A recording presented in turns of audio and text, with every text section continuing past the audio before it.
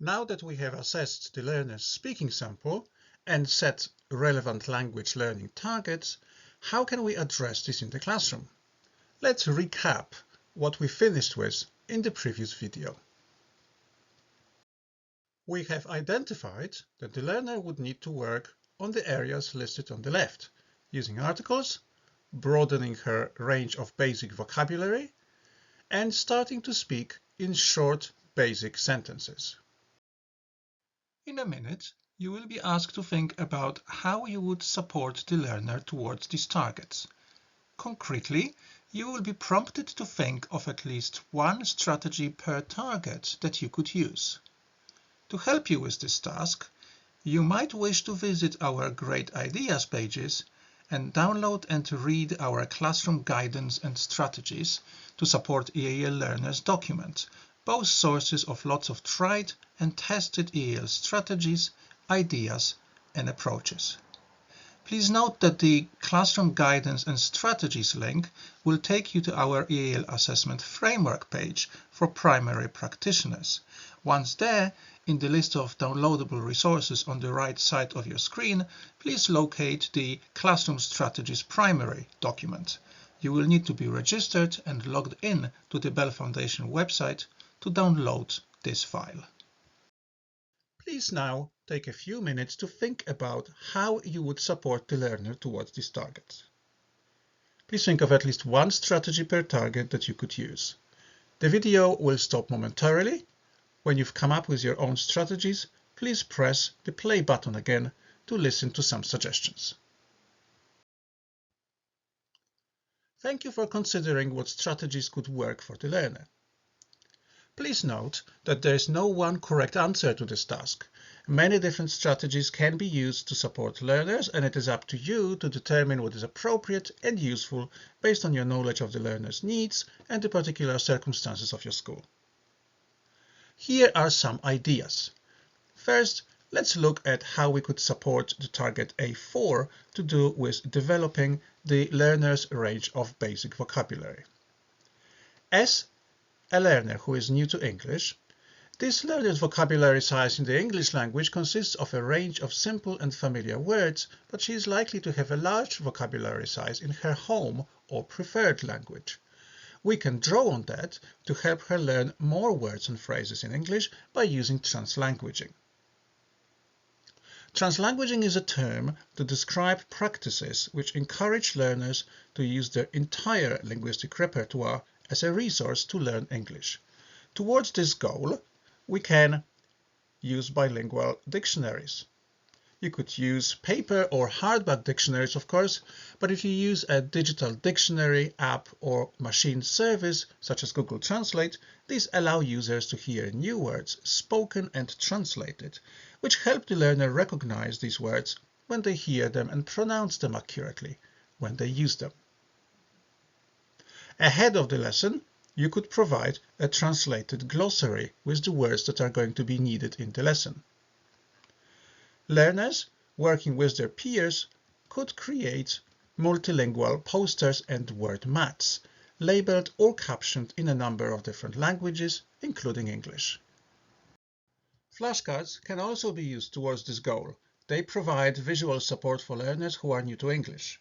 Flashcards can be captioned in English and/or in the learner's first language. The learner could write the translations herself. This can be used to learn and rehearse new vocabulary. Flashcards can be used to play vocabulary games such as Snap, where learners shout Snap when they find the vocabulary pair. Bingo games can be played using flashcards, where learners fill a grid with cards and need to say the word to score a point.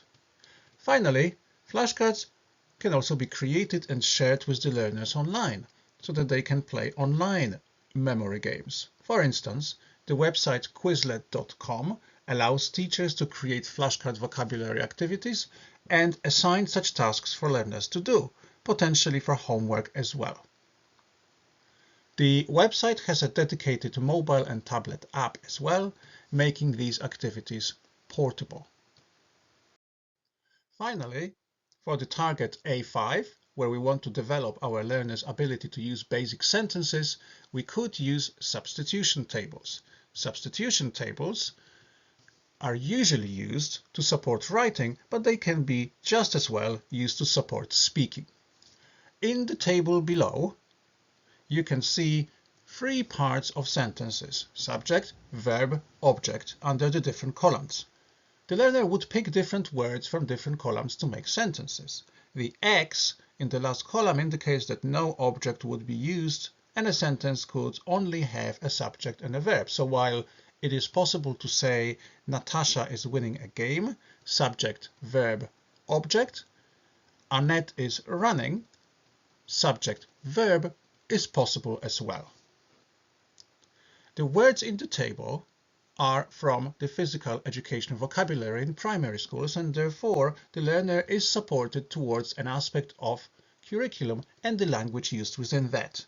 You might think that some of the words, such as bouncing and throwing, might be too challenging for the learner who is new to English, and you would be correct until we allow for the fact that the learner would have just translated those words and learned them before using the translanguaging approach we had just spoken about.